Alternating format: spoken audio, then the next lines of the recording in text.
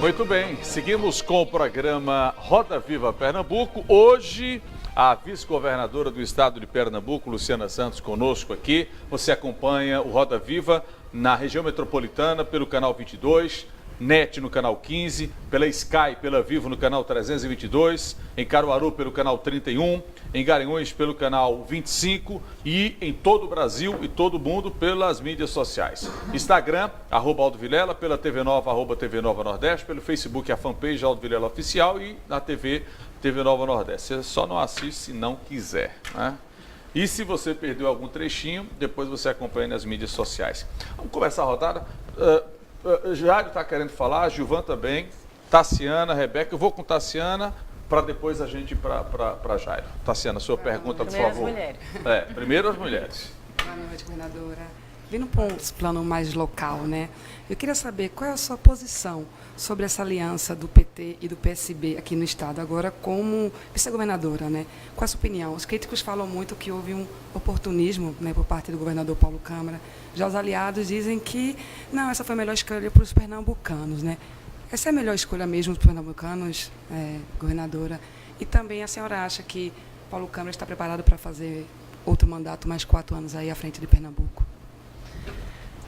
Eu penso que é o resgate de uma experiência que sempre deu certo em Pernambuco, que é o resgate da Frente Popular, com as características que ela sempre teve desde os tempos de Pelópio da Silveira, que era você ter um núcleo mais à esquerda, mais coeso, que tenha mais identidade programática, ideológica, ampliado com forças que não necessariamente pensam igual.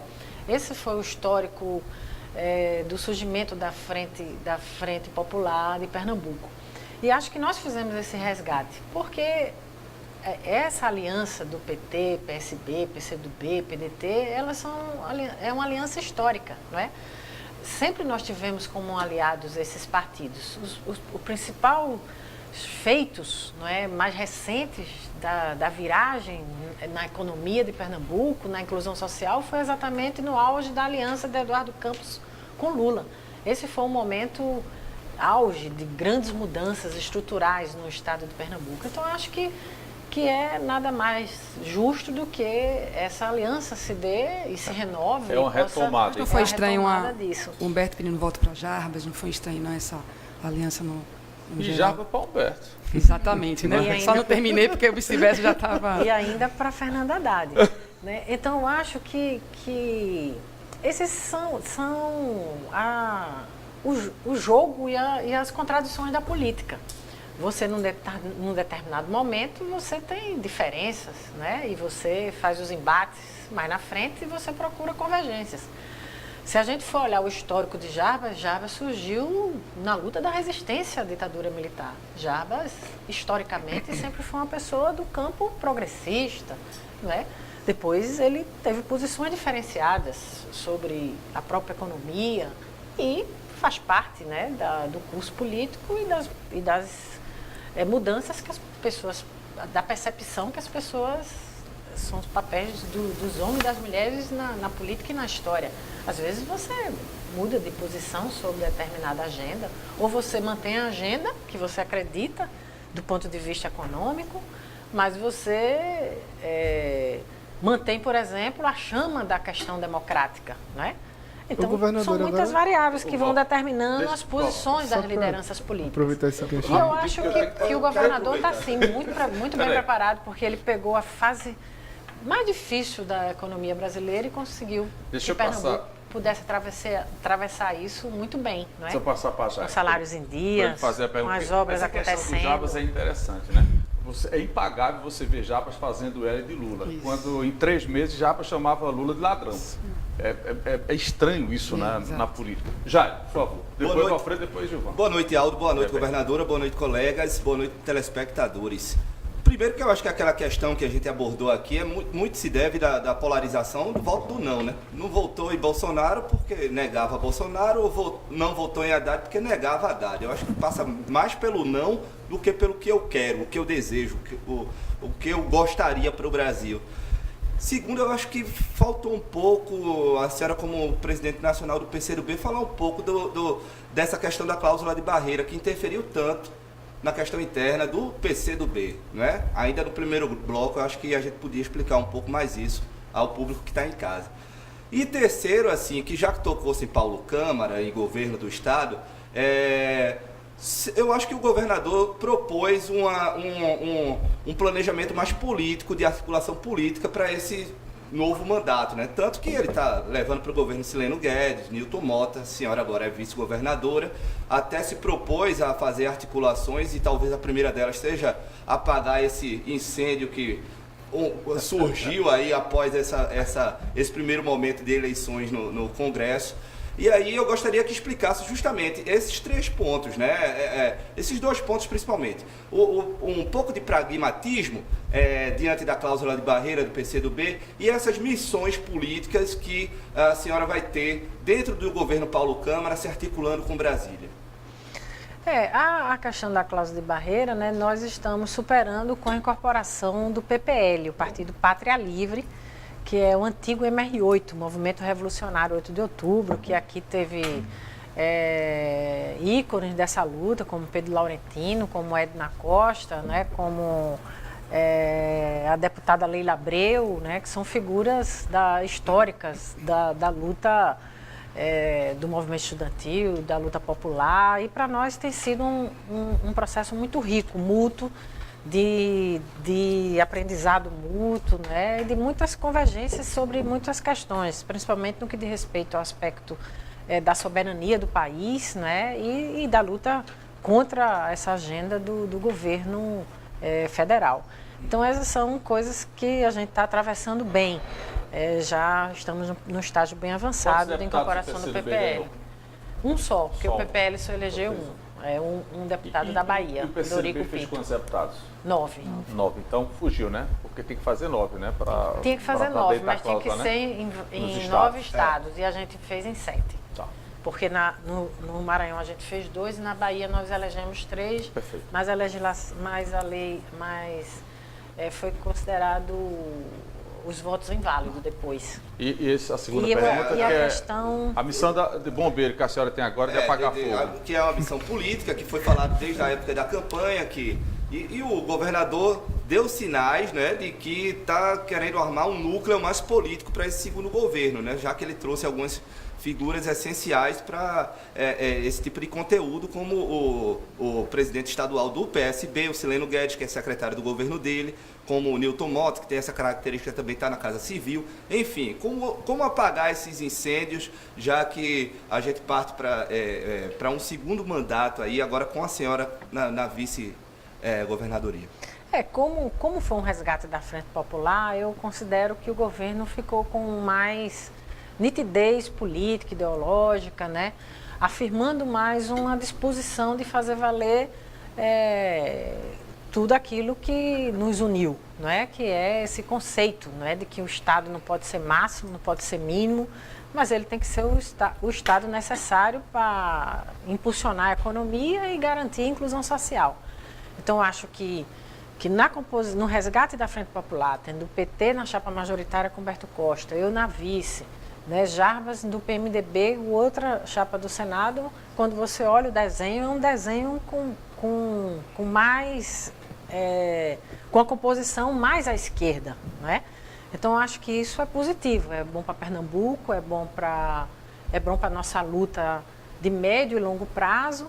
E penso também que, ao contrário do que se muito falava, o governador, então, incorpora mais um espírito político, que, na verdade, todo mundo sempre o viu como uma grande personalidade técnica que cumpriu várias funções, por exemplo, no governo de Eduardo, quando o Eduardo era governador, e que mostrou nesse episódio, né, da construção da reeleição dele, que mostrou muita capacidade política para poder resgatar essa composição. Ele, como vice-presidente nacional do PSB, conseguiu construir contrapartidas, por exemplo, junto ao Partido dos Trabalhadores. Não foi qualquer coisa você dizer para o PT, olha, nós vamos retirar um candidato de Minas Gerais, competitivo, como o Márcio Lacerda, que é uma figura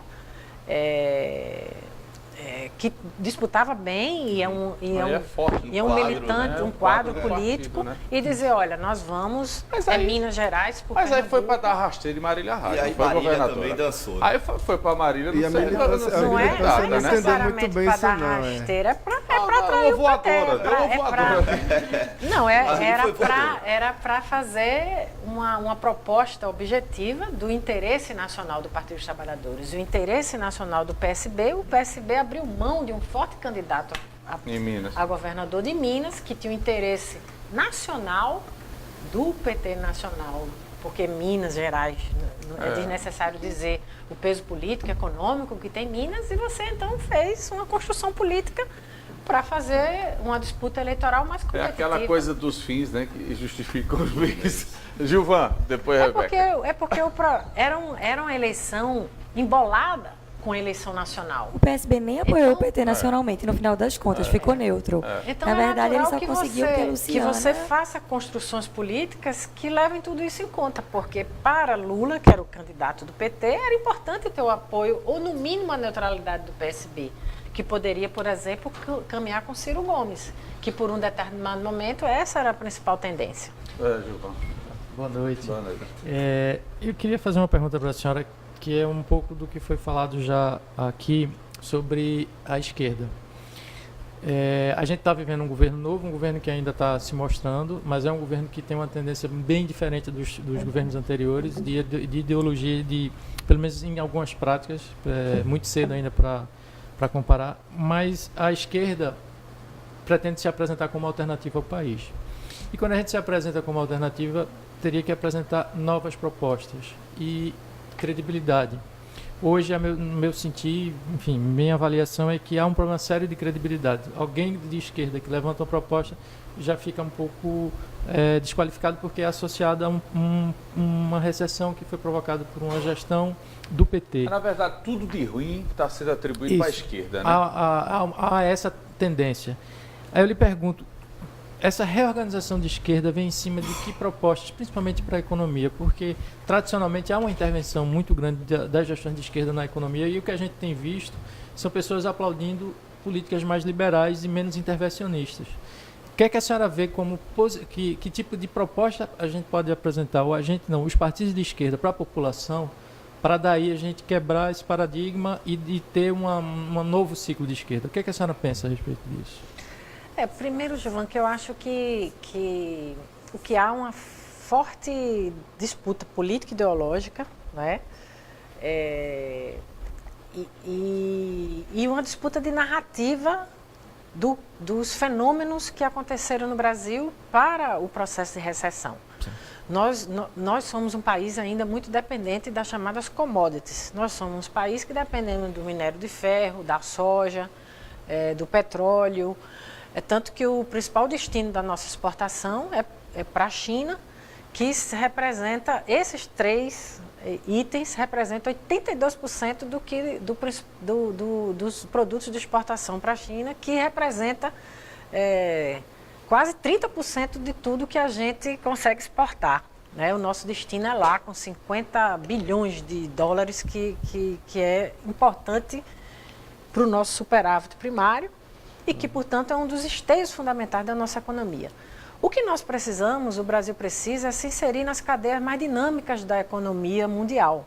Nós precisamos nos interagir naquelas tecnologias portadoras do futuro. Nós precisamos nos inserir na cadeia da biotecnologia, na defesa, né, que nós estamos abrindo mão, por exemplo. É um retrocesso, nós abrimos mão da nossa Embraer. É a inteligência brasileira, não é sequer estatal, é da iniciativa privada. Aí a gente não bate numa coisa que talvez eu tenha falado um pouco, que é essa coisa da intervenção estatal, ou seja, as pessoas estão mais tendentes a crer que uma economia menos intervencionista, através do Estado, seria uma coisa mais positiva para o momento. Ou seja, que fala-se muito de competitividade, fala-se em reforma e fala-se que... mais liberal, né, Gilvan? Exato, que fala-se que essas coisas não andam, porque justamente os partidos de esquerda são muito ligados a sindicatos, a players que são mais reivindicam mais uma preservação do que propriamente um avanço. Aí por isso que eu trago essa provocação. Gilvan, eu até concordo com isso que você está dizendo, com o que a Áurea está falando, só que às vezes eu fico querendo até entender como é que se traz os Estados Unidos, que é o principal concorrente nosso no mercado mundial da soja, por exemplo, que é um tipo de exportação que a gente faz para a China ou para o mundo árabe. E os Estados Unidos é esse principal concorrente. Eu não sei como é que os Estados Unidos vai ser tão bonzinho com o Brasil ao ponto de fazer essa parceria internacional na hora de vender o nosso próprio produto. Então, eu acho que isso é uma coisa que a gente deve levar em consideração também na hora de fazer essa análise. É porque, para além do debate do intervencionismo ou não, o que existe é uma grande disputa do interesse nacional, dos países, dos seus produtos, da sua economia. Nós estamos vivendo, para além do debate do Estado ou não, nós estamos vivendo o debate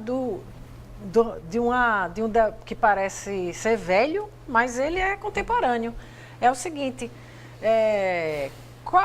o que é que está em jogo do que diz respeito ao fortalecimento do interesse nacional, de fortalecimento da nossa economia, não é? Porque, por exemplo, a Embraer não é mais estatal, a Embraer é privada, é uma empresa privada, mas é correto o Estado tendo a prerrogativa de ter uma gold sharing, que é uma ação que decide o que é que faz daquela determinada empresa nacional. É correto você vender 80% a Boeing e daqui a 10 anos vender o restante dos 20%, comprometendo o financiamento da defesa, quando nós estamos construindo o KC-390, que é estratégico para a defesa e para agregar conhecimento para o país, não é? É correto. Que estatal que não funciona tem que vender, não? Mas a Embraer... Não, a Embraer é um caso à parte, mas estatal, essa é a coisa de viver pendurado em estatal. Porque a Eletrobras mesmo talvez tenha sido um caso mais explícito de safadeza na política. Não é? O que se roubou, o que se tirou, cabide de emprego que tem, se não presta, se não está funcionando, a senhora não acha que tem que vender, não? Sem dúvida. Agora é preciso ver porque não, cada caso é um caso, né? E escândalo óbvio, né? também tem na empresa privada, de bolo, o mundo todo está cheio disso. Sim. O que é preciso ver é aquilo que é estratégico ou não. Veja o exemplo da Vale do Rio Doce. A Vale do Rio Doce é uma grande potência de uma produção de minérios, né? E da irresponsabilidade da iniciativa privada. Aí diz, não, tudo que é estatal não presta. E aí agora? A Vale do Rio Doce foi privatizada ainda no tempo de Fernando Henrique Cardoso. Sim. E ela cometeu esse crime contra o ambiente e contra as pessoas. A Vale é competente, inclusive, como eu falei, em matar a gente.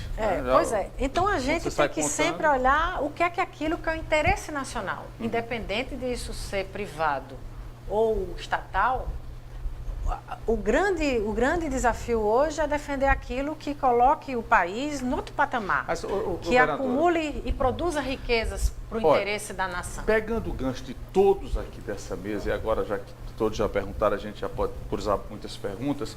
E aí eu queria tirar uma coisa do Gilvan. Não já deu uma fadiga de cansaço na esquerda, não? As pessoas não cansaram, as pessoas não têm mais saco de ouvir as propostas da esquerda, não falta um líder de peso na esquerda com novas propostas. O que tem de novo, né? Desculpa, Gilvan, a eleição agora, e não só foi a eleição federal, a eleição nos estados também. Eu queria Você teve muitas surpresas. E acrescentar isso que ele está falando, porque surgiram fatos novos mais à direita. Por exemplo, o Partido Novo elegeu o governador do Zema lá em Minas Gerais. Ou seja, houve um refresco, mas no lado da esquerda me parece que os discursos, as práticas, a forma de se apresentar à população, até mesmo com proposta, ela não se renovou, não se reciclou. Eu queria ouvir a sua avaliação disso, porque o PCdoB historicamente sempre foi um partido muito atuante e sempre teve uma linha muito bem definida. Os outros partidos, PCdoB e PT, sempre tiveram bem alinhados. Por isso que eu faço essa pergunta, porque a gente teve algumas novidades, inclusive num partido dito de direita que declinou, que foi o PSDB, declinou muito o surgimento em prejuízo a outros, que o PSL, que não tinha identidade nenhuma e cresceu em função do presidente, e o Partido Novo, que parece dar um refresco num discurso liberal. Presença, né? Eu queria pegar essa opinião da senhora com relação a isso, essa renovação. Gilvan, primeiro que eu acho que esse não é um fenômeno só brasileiro, isso é um fenômeno mundial. Você olha a eleição de Donald Trump nos Estados Unidos, você olha na França com Maria Le Pen de um lado e Macron do outro, Na verdade, existe nesse setor dos partidos mais conservadores e liberais uma disputa entre uma direita e uma chamada nova direita, que na verdade talvez seja mais velha direita do que a própria direita, porque defende uma agenda mais retrógrada, não digo nem conservadora, né? Retrógrada, mais radical, né? E isso não necessariamente vai significar resultados importantes para as nações e para os seus povos. Quando você espreme a eleição no Brasil, qual é mesmo a proposta do presidente eleito para alguma coisa objetiva do país? Porque se discutiu tudo no Brasil. Se discutiu se o kit gay era verdade, se não era verdade. Se discutiu sobre tudo, menos sobre a agenda do país. Tanto é que até agora o governo está há 30 dias e todo dia claudica. Todo dia diz que é uma proposta, que vai ser outra. Todo dia muda de opinião. Não é cedo, não, todo dia diz que a embaixada vai mudar para Tel Aviv. O general Mourão é o primeiro que diz não é assim. Todo dia o Mourão diz não é assim. Recebeu o embaixador da Palestina. Não dá para radicalizar com a China. Nós somos o maior destino. A nossa economia depende dessa. É o maior parceiro comercial. E você não pode dar as costas e dizer que vai fazer aliança agora com Donald Trump. Então, foi uma eleição esquisita, em que nós não tivemos exatamente o debate de projeto de país. Mas isso tem sido geral, porque aqui também não teve proposta não, viu? A eleição do Estado aqui foi fraca também. Foi eleição de fake news, não é? Foi eleição de fake news. Isso também não é um fenômeno só brasileiro. É mundial. Você viu a empresa britânica que determinou as eleições em escala. Colava os nomes. Nós tivemos aqui provedores e robôs que deram escala. A Manuela Dávila, nossa candidata a vice de Fernanda Haddad, foi a principal vítima de fake news no Brasil. E agora até o João Willis está indo embora, foi vítima também, né? Eu vou pedir permissão mais uma vez para a senhora, para os colegas aqui. Acho que é até interessante a gente voltar no bloco anterior nesse assunto, porque eleição nacional não teve proposta não. E eleição local também não foi coisa boa não, viu, governadora? Não teve proposta demais aqui não, né? Foi rolo compressor. Vamos para o intervalo. Daqui a pouquinho a gente volta. A vice-governadora, já elegi a senhora governadora, só daqui a 4 anos, né? A vice-governadora Luciana Santos, conosco no Roda Viva. Já já a gente volta.